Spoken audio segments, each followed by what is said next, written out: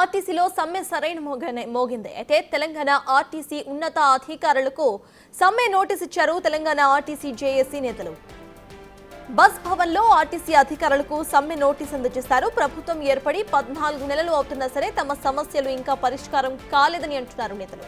గత ప్రభుత్వం వీలిన ప్రక్రియ ప్రకారం ఇటు 90% పూర్తి చేసిందని, కానీ కాంగ్రెస్ ప్రభుత్వం ఎందుకు అమలు చేయటం లేదని ప్రశ్నించారు. ఆర్టీసీని అభివృద్ధి చేస్తామని చెప్పి ఇటు ప్రైవేట్ బస్సులను ఆర్టీసీలో ప్రవేశపెడుతున్నారంటూ ఆందోళన వ్యక్తం చేస్తున్నారు.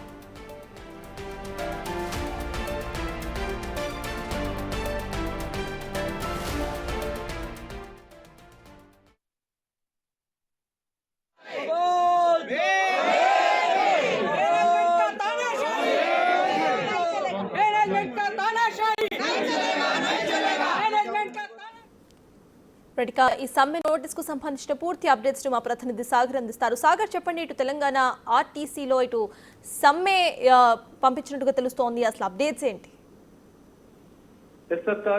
తెలంగాణ ఆర్టీసీ ఉద్యోగుల జేఏసీ యాజమాన్యానికి ఎంపీకి కలిసి సమ్మె నోటీసులు ఇచ్చారు. ప్రధానంగా ప్రభుత్వంలో ఆర్టీసీని విలీనం చేయాలి, 2021 విద్యాల సవరణ, కండక్టర్లు, డ్రైవర్ల ఉచిత భద్రత, ఎలక్ట్రిక్ బస్సుల ప్రభుత్వం ఆర్టీసీ కొని ఇవ్వాలని చెప్పి తదితర డిమాండ్లకు వారు నోటీసులో అంశాలు కూడా పేర్కొన్నారు. అయితే ప్రధానంగా ప్రభుత్వంలో విలీనం చేస్తే 40,000 మంది ఉద్యోగులకు న్యాయం జరుగుతుంది. ప్రభుత్వం ఇచ్చినటువంటి గతంలో కాంగ్రెస్ పార్టీ మేనిఫెస్టోలో ఇచ్చిన హామీలన్నింటినీ కూడా నెరవేర్చాలని చెప్పి వాళ్ళు ఈ సమ్మె నోటీస్ లో పేర్కొన్న పరిస్థితి కూడా మనకు కనిపిస్తుంది. అయితే ఆర్టీసీ ఉద్యోగులను ప్రభుత్వం మేనిఫెస్టోలో ఇచ్చిన హామీలతో పాటుగా ఆర్థిక పరమైన అంశాలను అమలు చేస్తూ ప్రస్తుత సౌకర్యాలను కొనసాగిస్తూ ప్రభుత్వంలో విలీనం చేయాలనే ప్రధాన డిమాండ్ కూడా ఉద్యోగులు చెప్తున్న పరిస్థితి కనిపిస్తుంది.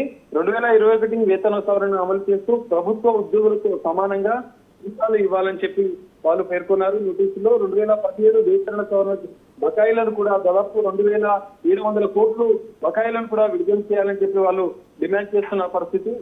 వీటితో పాటుగా కార్మికులకు సంబంధించినటువంటి మరికొన్ని సమస్యలను కూడా ప్రభుత్వం ఉద్యమం చేసుకుని పరిష్కరించాలని చెప్పి ఇప్పటికీ వాళ్ళు సమ్మె నోటీస్ లో పేర్కొంటూ చెప్తున్న పరిస్థితి కనిపిస్తుంది. ఒకవేళ ప్రభుత్వం సానుకూలంగా స్పందించకపోతే ఫిబ్రవరి 9వ తేదీ నుంచి బస్సులను బంద్ చేయాలంటూ వాళ్ళు నోటీస్ లో కూడా పేర్కొన్నారు. బస్ భవన్ లో ఆర్టీసీ యాజమాన్యానికి కూడా వారు సమ్మె నోటీస్ ఇచ్చిన కార్మిక సంఘాల జేఏసీల అనంతరం కూడా మాట్లాడారు. అయితే 2,700 కోట్ల చెల్లింపులు, 2 PRCలు, టీసీఎస్, పిఎఫ్ డబ్బులకు సంబంధించినటువంటి నిధులను కూడా వెంటనే విడుదల చేయాలి. ఈ డిమాండ్లను ప్రభుత్వం వెంటనే నెరవేర్చాలని చెప్పి వాళ్ళు డిమాండ్ చేస్తున్న పరిస్థితి మనకు కనిపిస్తుంది. అయితే ప్రభుత్వం ఇప్పటికే 14 నెలలు, కొత్త ప్రభుత్వం ఏర్పడిన అనంతరం కాంగ్రెస్ ప్రభుత్వం 14 నెలల సమయం ఇచ్చాము, ఇప్పటికీ మాకు ఇంకా పూర్తి లేదు. ప్రభుత్వం సానుకూలంగా స్పందించి రవాణా శాఖ మంత్రి పొన్నం ప్రభాకర్, ముఖ్యమంత్రి రేవంత్ రెడ్డి కూడా ఆర్టీసీ కార్మికుల పైన సమస్యలను పరిష్కరించాలి